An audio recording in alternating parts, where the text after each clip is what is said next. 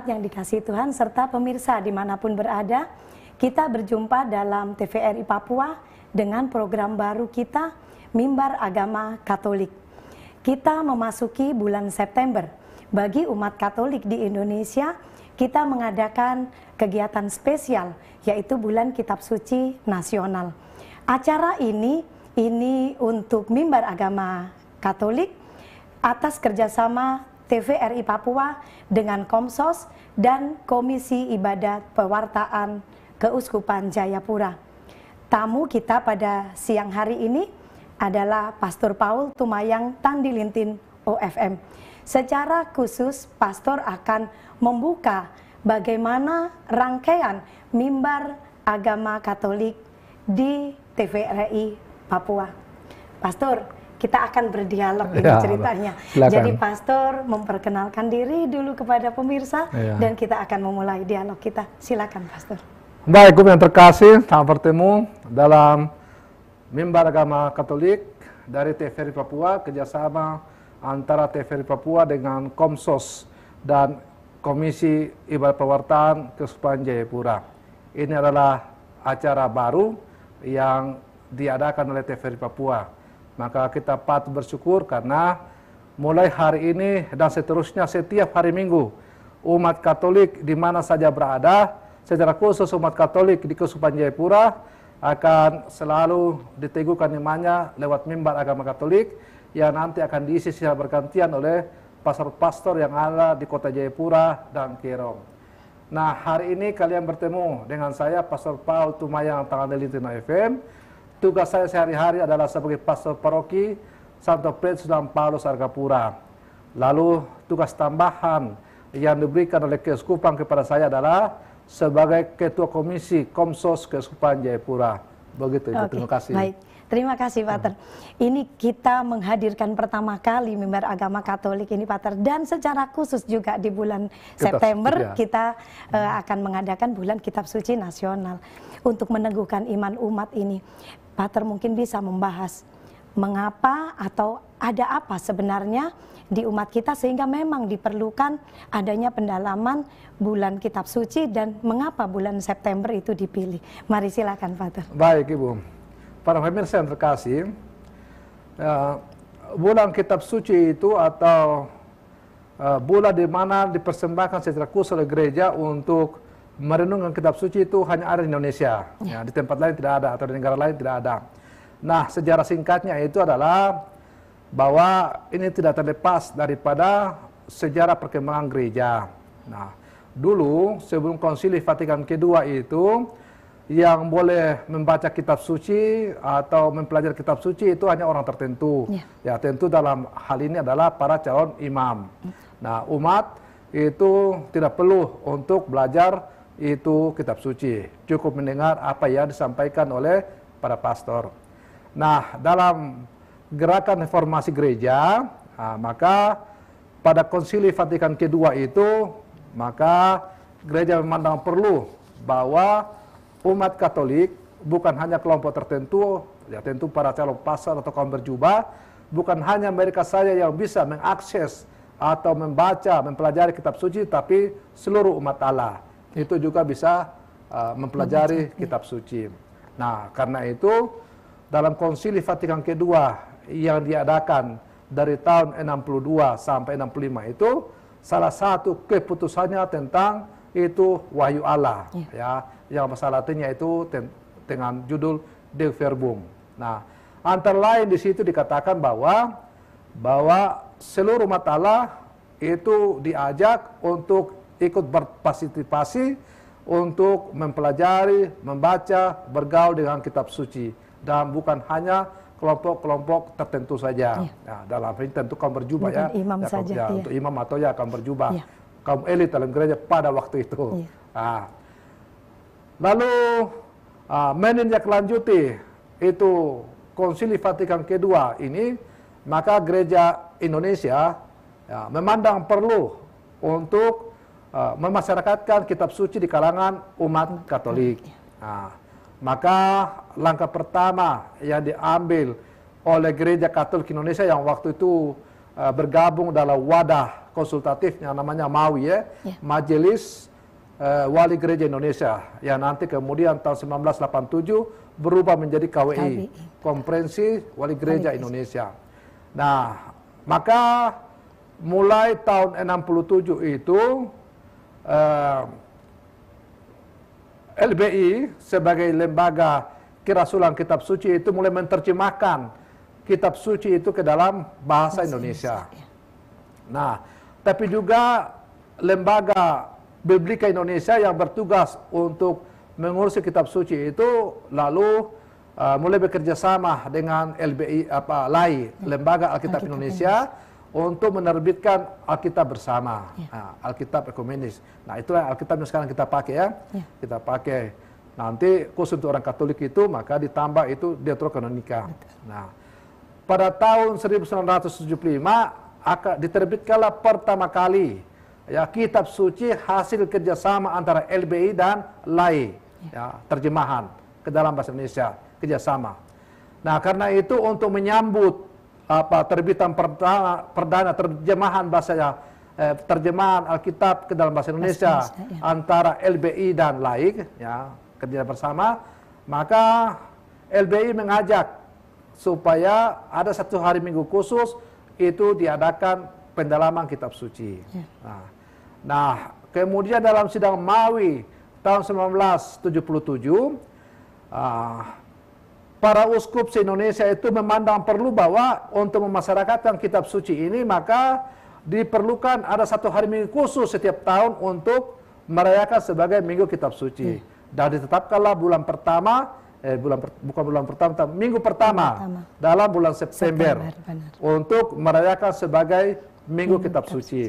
Nah, dalam perkembangan ternyata antusias umat untuk belajar mendalami sabda Tuhan ini itu semakin bertumbuh dan berkembang, sehingga tidak cukup satu minggu, maka mulailah berkembang, akhirnya seluruh bulan September itu dipersembahkan sebagai bulan kitab suci. Maka bulan September akhirnya berkembang menjadi bulan kitab suci nasional. Dulunya itu Minggu Kitab Suci Nasional, sekarang menjadi bulan kitab suci nasional. Itulah bulan September. Jadi selama bulan September kita diajak untuk merenungkan sabda Tuhan secara khusus. Begitu kira-kira Ibu. Terima kasih, Pater. Terus kemudian begini, Pater. Di dalam perkembangannya setiap tahun itu pasti memiliki tema-tema khusus yang diangkat sesuai dengan kebutuhan umat. Mungkin Pastor bisa angkat untuk khusus di tahun 2023 ini, tema yang diangkat apa dan logo yang digunakan memiliki makna apa saja bagi kita. Mari, Pater. Ya, jadi untuk membantu umat mendalami kitab suci, karena kalau disuruh begitu saja, dalami kitab suci. Ini kan umat bingung ya, bagaimana mau dalami, bagaimana. Maka LBI tentu KWI melalui lembaga LBI itu Lembaga Biblika Indonesia lalu menerbitkan itu pedoman-pedoman bagaimana itu mendalami sabda Tuhan. Maka ditentukanlah tema-tema dengan paham-paham pendalamannya setiap tahun. Nah, untuk tahun ini temanya itu adalah Allah sumber kasih dan keselamatan. Ya, Allah sumber kasih dan keselamatan yang diambil di mana kita diminta secara khusus untuk mendalami itu Nabi Yunus dan Nabi Yoel. Nah, kenapa Nabi Yunus dan Nabi Yoel? Ini tidak terlepas dari kesepakatan para ahli kitab suci dari kesekupan ketika mereka berkumpul pada tahun 2022 bahwa selama sekian tahun ke depan ini mereka akan mendalami sabda Tuhan yang diwatakan lewat nabi-nabi kecil. Ada 12 nabi kecil kalau tidak salah ya, ada 12. Nah, tahun lalu tahun 2022 itu kalau saya tidak salah kita bermenung bersama Nabi Hosea dan Nabi Amos. Kalau saya tidak salah ingat ya. Lalu tahun ini kalau saya tidak kita bergumul mendalami sabda Tuhan itu Allah sumber kasih dan keselamatan dengan mendalami itu apa yang diwartakan oleh itu Nabi Yunus dan Nabi Yoel. Ya, dengan ayat temasnya itu, Engkaulah Allah yang pengasih dan penyayang, yang panjang sabar dan berlimpah kasih setia. Itu dari Yunus pasal 4 ayat 2. Kira-kira begitu. Nah, lalu ada logonya. Ya, kalau umat bisa lihat ini ada logo. Mungkin bisa di zoom. Ya. Yang dipegang ini logonya. Pater, ya. Nah, logonya itu ada satu orang terbagi dua ya. Satu warna kuning ke apa, coklat ke apa. Satu warna biru. Lalu ada matahari, lalu ada manusia, lalu ada tumbuhan-tumbuhan dan sebagainya. Nah, maknanya itu adalah bahwa orang yang mengangkat tangan dan tengadah ke atas langit adalah simbol dari sikap pertobatan. Nah, jadi kalau kita akan bertobat, kita mengadah kepada Allah, Tuhan, kasihanilah aku orang berdosa. Nah, maka dengan tengadah dan merentangan tangan ke atas berarti kita meminta pertolongan Tuhan, ya, supaya kita diberi kemampuan untuk menjalani pertobatan. Nah, matahari yang di atas ini, nah ini adalah simbol matahari yang menyinari tumbuhan, menjalar ya. Itu adalah melambangkan kasih setia, kesabaran dan keselamatan Allah yang terus mengalir tanpa henti kepada siapapun. Nah, jadi matahari ini tetap bersinar, memancarkan kasih Allah, mewartakan keselamatan kepada setiap orang. Sebagaimana matahari itu tidak pernah berhenti memancarkan kehangatan cinta kepada manusia, supaya manusia hangat tidak gelap, maka demikian pula cinta kasih Allah itu tidak pernah berhenti untuk menawarkan keselamatan kepada manusia yang mau bertobat, kembali ke jalan yang benar. Lalu kemudian ada dua figur Nabi yang tadi saya bilang, dua figur Nabi yang direnungkan adalah itu Nabi Yoel dan Nabi Yunus. Nah, digambarkan dengan manusia yang gambarnya itu kontras. Yang satu Nabi Yoel, yang satu Nabi Yunus.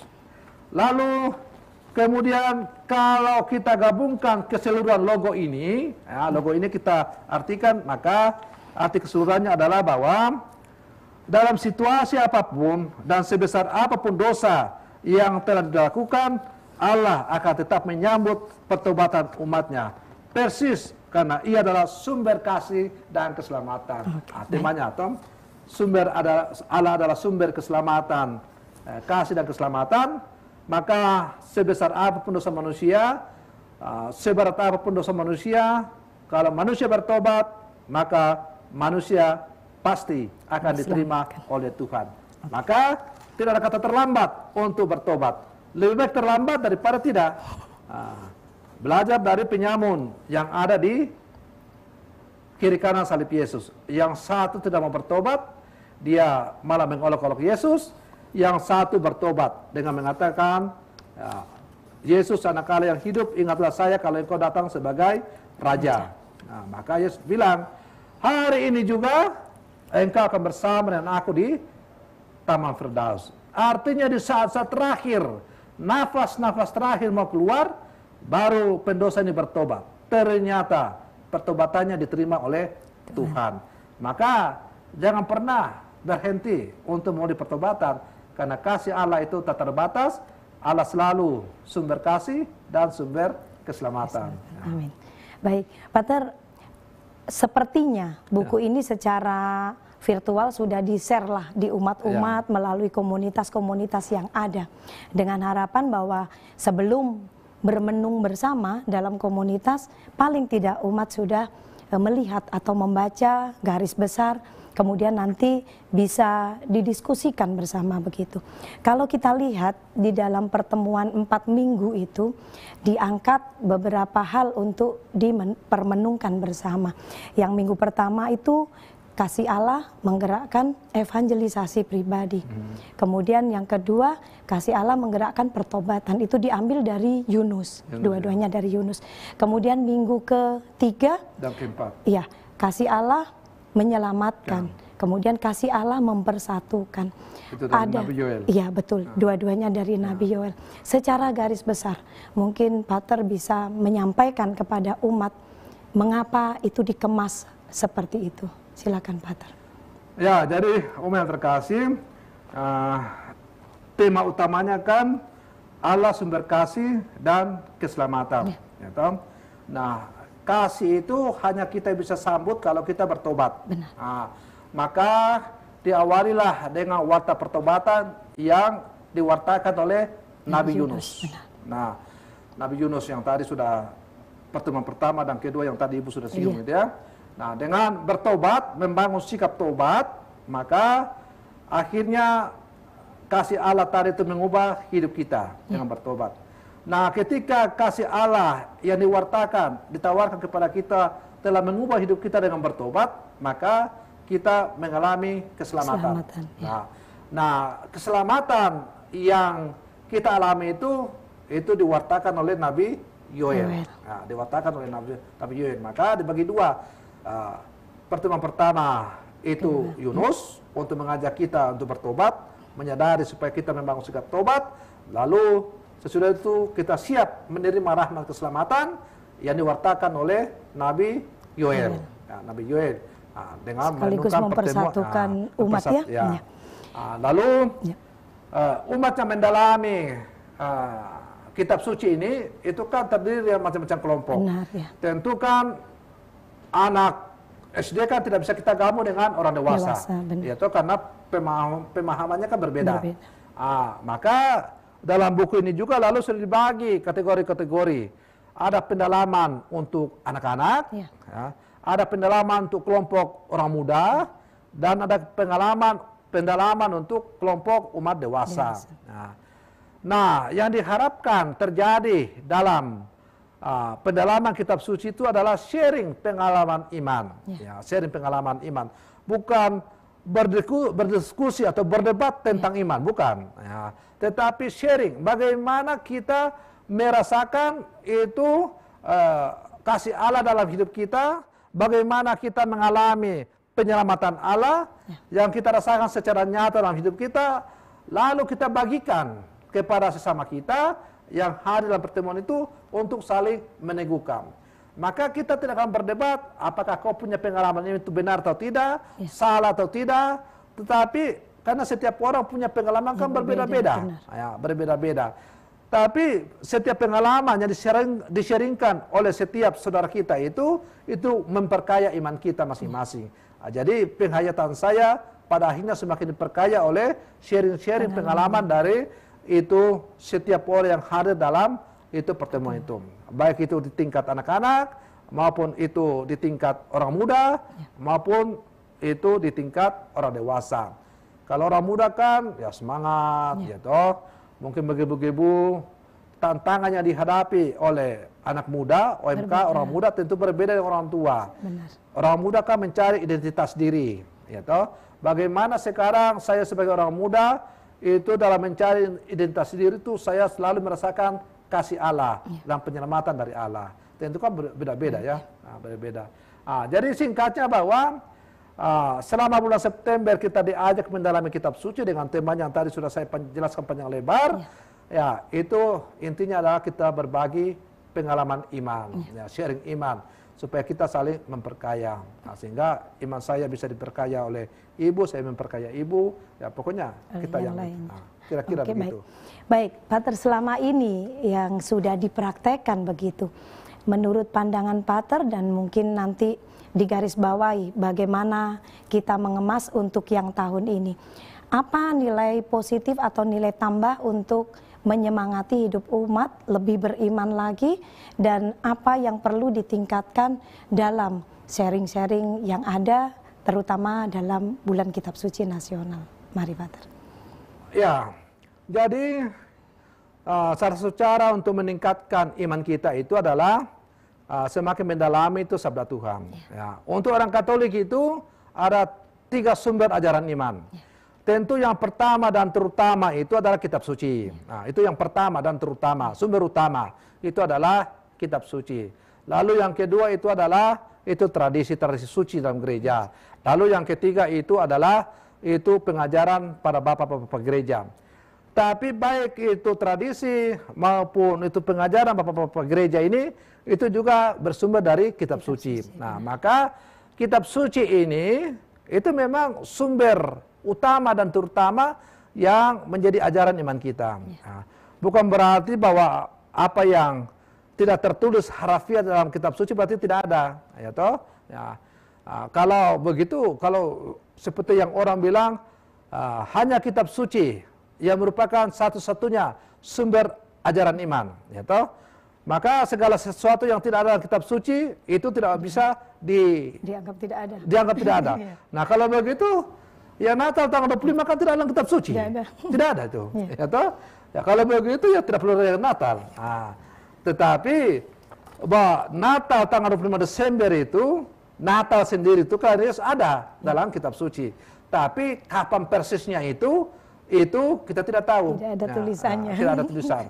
Tidak tertulis kan dalam kitab suci. Yesus lahir pada tanggal 25 Desember. Nah, nanti dalam perjalanan kemudian berdasarkan permenungan gereja, maka bapak-bapak gereja lalu merenungkan, ya, menetapkan bahwa Natal itu adalah tanggal 25 Desember. Nah, tapi tanggal 25 Desember sendiri kan tidak ada dalam itu kitab suci.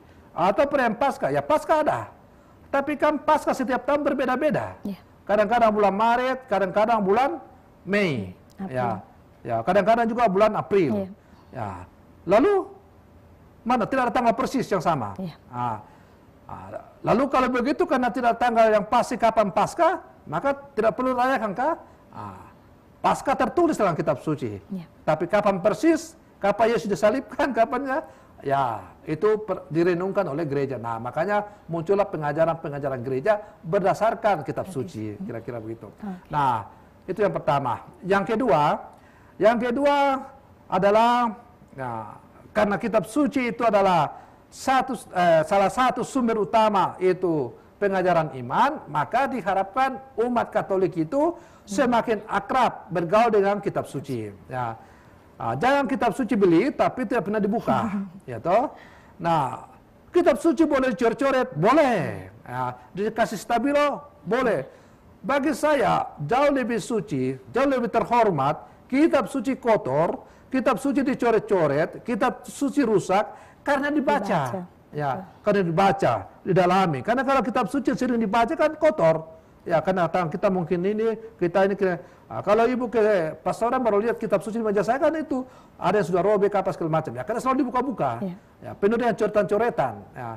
Nah, lebih baik kan begitu. Karena kita mendalami daripada simpan mulus-mulus lalu itu. Nah, karena itu saya ingat satu cerita ilustrasi. Ya, ilustrasi katanya itu pernah satu saat itu ada orang meninggal. Ya, meninggal. Lalu kemudian itu ketika peti mau ditutup itu keluarga dari orang yang meninggal itu dia bilang, tunggu, jangan tutup peti dulu. Tolong ambil dia punya kitab suci itu yang di atas itu. Lalu kemudian kitab sucinya itu mau diambil. Berdebat, ada keluarga bilang, tidak perlu, dia selama hidup saja tidak pernah baca kitab suci kok, tidak perlu. Tapi keluarga bilang tidak bisa, harus taruh di peti supaya dia berangkat dengan kitab suci. Maka pastor bilang, bah, bagaimana? Hidup saja dia tidak baca kitab suci, apalagi sudah mati. Bagaimana dia membaca kitab suci? Kitab suci itu dibaca ketika kita hidup. Pedoman untuk kita hidup. Bukan kita mati baru kita baca kitab suci. Tidak ada gunanya. Ya. Tapi kitab suci kita pelajari, kita gulung-guli, kita cari inspirasi selama kita hidup dan kita wujudkan. Bukan hanya hafal, bukan hanya baca, hafal ayat-ayat, tapi kita laksanakan. Nah, karena itu tadi bacaan Injil tadi, kata terakhir dari Yesus, ya, bahwa akan tiba saatnya manusia datang untuk mengadili semua orang menurut perbuatannya, ya, bukan menurut imannya, tapi perbuatannya. Artinya tidak cukup percaya kepada Yesus, tidak cukup itu hanya hafal kitab suci, tapi bagaimana kitab suci itu kita wujudkan dalam perbuatan yang nyata. Nah, karena itu Rasul Yakobus bilang iman tanpa perbuatan adalah iman yang mati. Atau Yesus bilang, waktu kita habis, tinggal 1 menit Pater closing. Oke, baik. Nah, mari Pater langsung pesan penutup pada umat. Baik, yang terkasih, terima kasih atas kebersamaan kita bersama untuk mengawali itu bulan kitab suci. Apa yang saya jelaskan ini baru awal saja. Nanti minggu-minggu yang akan mendatang, umat akan bertemu lagi dengan pasal-pasal yang lain yang akan membahas bahan yang sama tentang bulan September sebagai bulan kitab suci. Maka semoga umat semakin dicerahkan dan semakin mencintai kitab suci. Rajinlah membaca kitab suci, jadikan kitab suci sabda Tuhan sebagai pedoman dalam seluruh hidupmu. Terima kasih, Tuhan Yesus memberkati. Terima kasih, Pater. Umat yang dikasihi Tuhan serta pemirsa TVRI Papua dimanapun berada, tanpa terasa kita harus mengakhiri pertemuan kita dalam mimbar agama Katolik. Tidak usah khawatir, kami akan hadir setiap minggu bersama pastor-pastor yang ada di Keuskupan Jayapura. Dan ingat selalu, kita harus selalu dekat dengan Tuhan. Allah, sumber kasih dan keselamatan. Itu kita pegang selama kita mendalami bulan kitab suci nasional. Sampai berjumpa kembali, jangan lupa kabarkanlah sukacita kepada semua orang yang ada di sekitar kita. Sampai berjumpa kembali, media pemersatu bangsa TVRI Papua. Salve.